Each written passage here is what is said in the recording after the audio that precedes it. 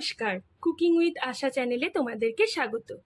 আজকে আমি তোমাদেরকে স্বাদে গন্ধে অতুলনীয় গুড়ের নারকেল নাড়ু করে দেখাবো।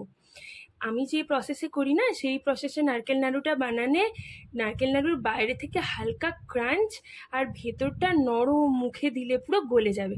চলো তাহলে আর দেরি না করে দেখাই। দেখো, আমি এটা পুজোর জন্য বানাবো, তাই জন্য আমি ঠাকুরের বাসন নিয়ে নিয়েছি। এখানে আমি একটা নারকেল নিয়ে নিয়েছি, আর আমি নিয়েছি 200 গ্রাম আখের গুড় দিয়ে বানাবো। আর আমি একটা নারকেল কোড়ানি নিয়ে নিয়েছি। এবার নারকেলগুলোকে কুড়িয়ে নেব ফার্স্টে, এইভাবে ধরে।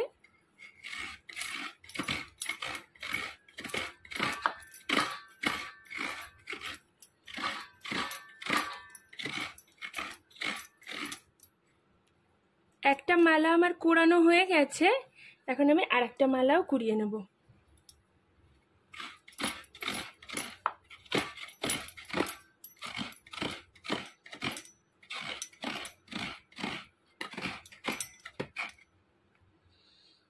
আর একটা নারকেলের মালাও দেখো আমার কোড়ানো কমপ্লিট হয়ে গেছে। এবার দেখো, যেই কড়াইটার মধ্যে আমি করব নারকেল নাড়ুটা, সেখানে আমি নারকেলটা নিয়ে নেব।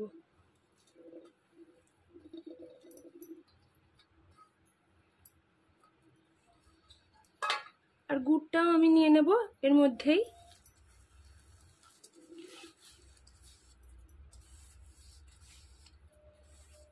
এবার এই দুটোকে ভালো করে চটকে মিশিয়ে নেব, হাত দিয়ে ভালো করে চটকে মিশিয়ে নেব।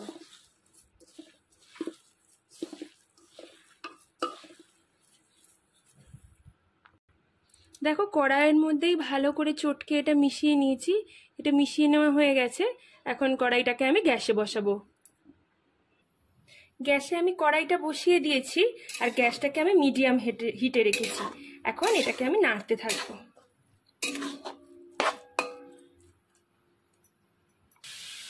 দেখো, আমি 2 মিনিট হলো নাড়ছি।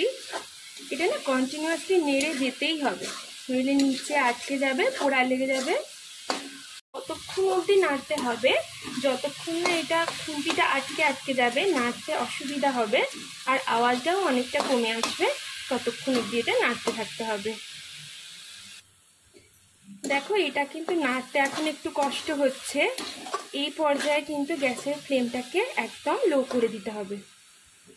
ধরে কমিয়ে নাড়ানোর পর এখন দেখো, এটার আওয়াজটাও বন্ধ হয়ে গেছে।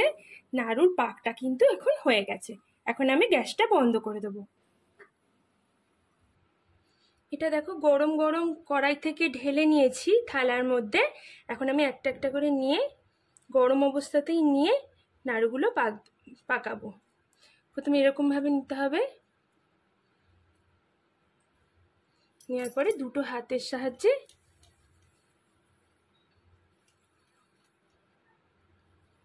এইভাবে গোল করে করে রাখতে হবে। একই প্রসেসে এরকম গরম অবস্থায় নিয়ে চটকে তারপরে এইভাবে গোল করে করে রাখতে হবে।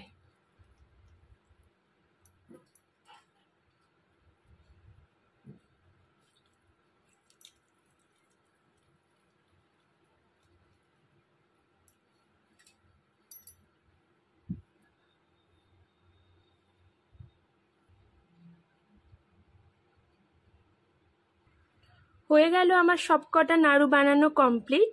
তোমরাও ঠিক এই প্রসেসেই নারকেল নাড়ু বানিও। আর যদি তোমাদের ভিডিওটা ভালো লাগে তাহলে লাইক, কমেন্ট, শেয়ার করো। আর আমার চ্যানেলটাকে প্লিজ সাবস্ক্রাইব করো। আর বেল আইকনটাও কিন্তু প্রেস করতে ভুলো না আমার নিত্য নতুন রেসিপির আপডেট পাওয়ার জন্য। ধন্যবাদ।